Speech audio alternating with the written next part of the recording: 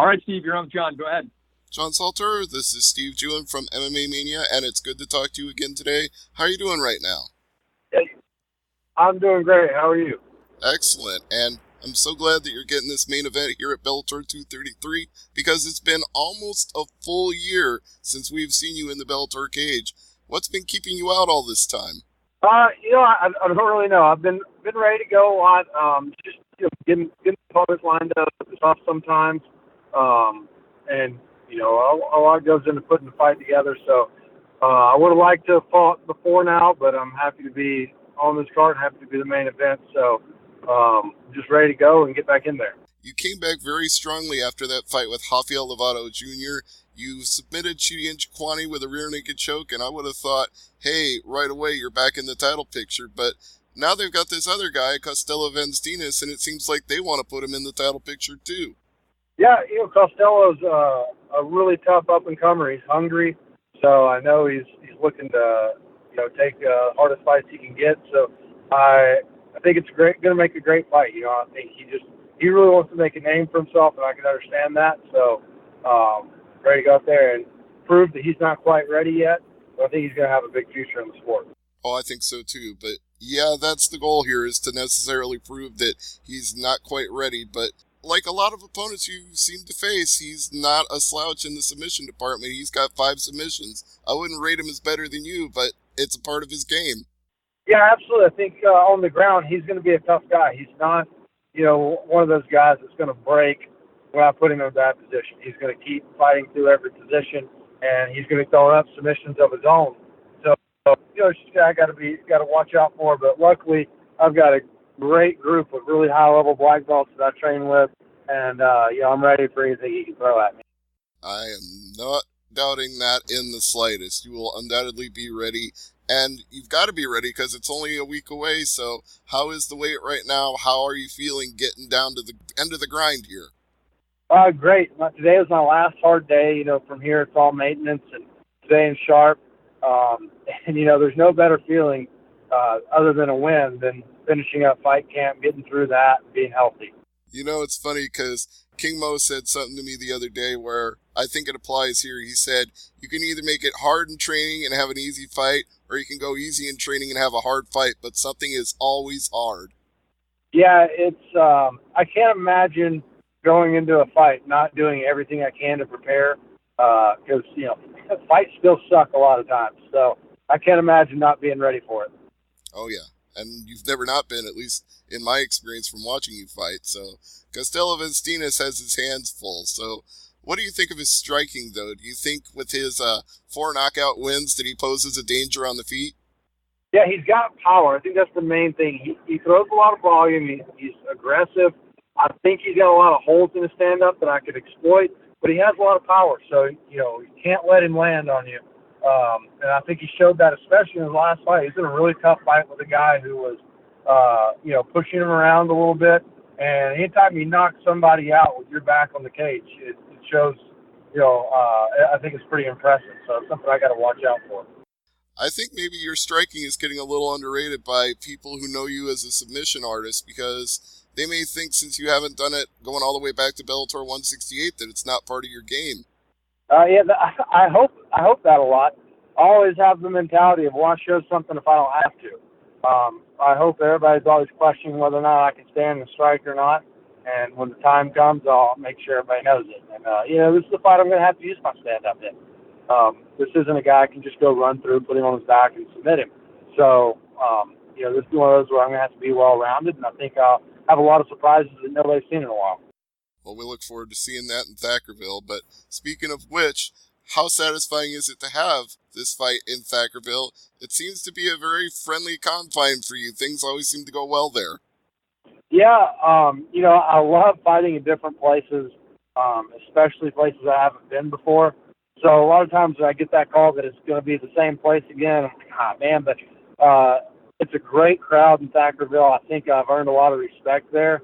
So I feel almost like, after fighting twice that last time, it almost felt like fighting home away from home. So I think this time I'll have a lot of fans there from my last 2 times there.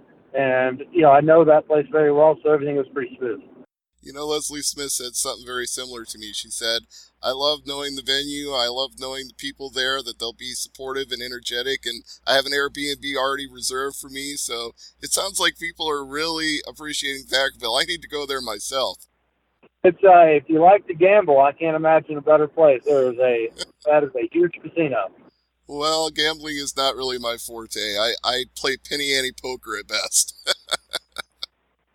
Hey, I'm a penny slots person myself. All right. Well, we won't knock the hustle there. If you're good at gambling, please check it out in Thackerville, but definitely come for the fights. What do you think of this card as a whole? I mean, anytime you got King Mo on the card, it's going to be pretty exciting. You know, that's a guy that always delivers something fun to watch. And, you know, I think kind of like the last time I fought in Thackerville, I thought that was one of the best top to bottom cards I've seen. It was, you know, my first main event, and I was out there in the audience and the undercard to watch fights. And I think this is going to be one of the same things where I'll get there early to watch some fights because there's a lot of exciting things to see. Yeah, they have definitely stacked this one up with talent, and I've said that to a couple other people as well, that if you like young, hungry, up-and-coming fighters, you've got guys like Tyrell Fortune, Jordan Young, Romero Cotton. The talent is deep on this card. Absolutely. You know, those are all guys that are going to make a big stamp on the sport one day. So, you know, fun fights to watch. Indeed, but none will be more fun than yours with Costello van Steenis, and hopefully this leads to a potential rematch with Rafael Lovato. Is that something you're keeping your eye on? Absolutely. One thing, you know, probably most people wouldn't know is I think I made some bad decisions early on in Bellator. I had a great crew and team that I worked with in Wilmington, but I ran mostly my own camp. You know, I told everybody where to be, what we're going to do, how we're going to do it. And it was going well, but, you know, I'm fighting Lovato, who's training down at Evolve Muay Thai in Brazil, and he's got coaches telling him what to do and getting him out of his comfort zone. And I think you saw that in the third round of my fight with Lovato, where that made the difference. And now, starting with that fight with Chitty, I realized I got to change things up. Started spending a lot of my camp in Charlotte with Jeff Jimmo and all the guys there. And having a coach again, it's what I've needed. And I can't believe it took that loss to Lovato to shake me up and remind me that. But I think I'm going to be a different fighter now. What has been the key then? I mean, is it just being pushed out of your comfort zone, as you said, or is it specific instruction that you picked up that even as a BJJ master at your level, that there's still things you can learn? That's the main thing, is learning new things every day. Jeff's always got something small that changes the way I do things, and we drill it so much that, you know, that's the hardest thing to make yourself do on your own, is drill for 45 minutes. And we do that all the time, and I'm always working on new things. And for so long, I was falling into that rhythm of, I'm just going to do what I do. I'm not going to do anything new. And, I'm happy to say I'm not in that place anymore. Yeah, well, that's reasonable, but on the other hand, some guys, they continue to have success when they just do what they do. I mean, up until that fight with Lovato, things were working really well for you, so it could almost be, you know, the change is good for you because change always makes people better, but at the same time, I look at it like, if it's not broke, don't fix it, and I'm sure that's kind of the way you were going. Yeah, that was the way I was looking at things. You know, things are going well. I'm beating some tough guys, but, my goal is not to be a guy who's a tough guy in Bellator. My goal is to be the Bellator champ. So, obviously, Lovato was doing what worked, and that's why he's there, and it's well-deserved. But, I think this change is what's going to make the difference next time. Well, again, I gotta say, we look forward to seeing that here in the main event of Bellator 233. So, going back to King Mo for just a second, and you talked about how he always brings an exciting fight. Does it seem realistic that he's retiring off of this fight? It seems almost, I mean, I know he's 38, but it still seems like he's young in the sport. It seems like he could go longer. Yeah, I've never seen him have that fight where I go, okay, he can't do this anymore. And I don't expect to see that this time. I think he's a guy that, King Mo at 40 years old is still going to be a tough, scary opponent. So who knows? I don't know where his life is. I don't know him. But I'm excited to be on the same card as him, especially to be the main event. I think that means a lot.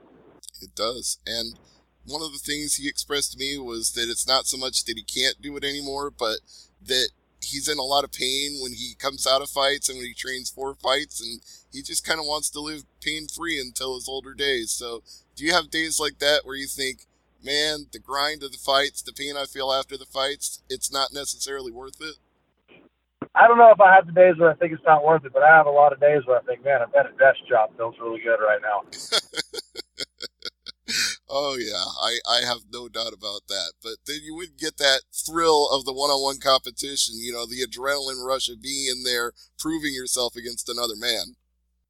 That's right. I mean, I thought for a long time I was going to be an attorney, and now looking back at it, I feel like I was crazy back then because this is what I was put here to do, so I'm going to do as long as I can.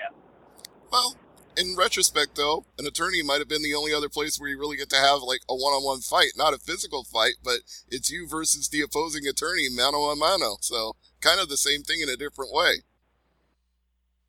That's very true. It is a similar type scenario. Yeah, so I think you were just born to compete no matter what, and compete is what you'll do here with Costello van Steenis. But, John, before I let you go, I always like to get any plugs, sponsorships, teammates you want to give a big shout out to for getting you ready. Please go ahead, and the floor is yours. I appreciate that.